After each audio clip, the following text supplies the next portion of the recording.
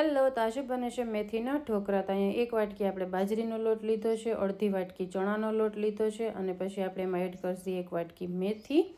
પછી આપણે એમાં એડ કરશું ડુંગળી, લીલા મરચાં, બીટ, કાચી કેરી, ગાજર અને કોબી. બધું વેજીટેબલ એડ કરી અને પછી આપણે કરી લેશું સૂકા મસાલા. તો અહીંયા મેં એડ કર્યું છે મીઠું, હળદર, લાલ મરચું પાવડર, તલ અને ખાંડ ટેસ્ટ પ્રમાણે. પછી આપણે એમાં એડ કરશું લીંબુનો રસ, મોણ માટે તેલ અને થોડુંક એક બેકિંગ સોડા. તો આ થઈ ગયા છે આપણા સૂકા મસાલા. અને હવે આપણે દહીંથી મસ્ત લોટ બાંધી લેવાનો છે. તો અહીંયા તમે જોઈ શકો છો આપણા બધા મસાલા આવી ગયા છે ને અહીંયા આપણો એકદમ સરસ લોટ બંધાઈ ગયો છે. હવે આપણે બનાવી લઈશું મસ્ત મેથીના મુઠિયા.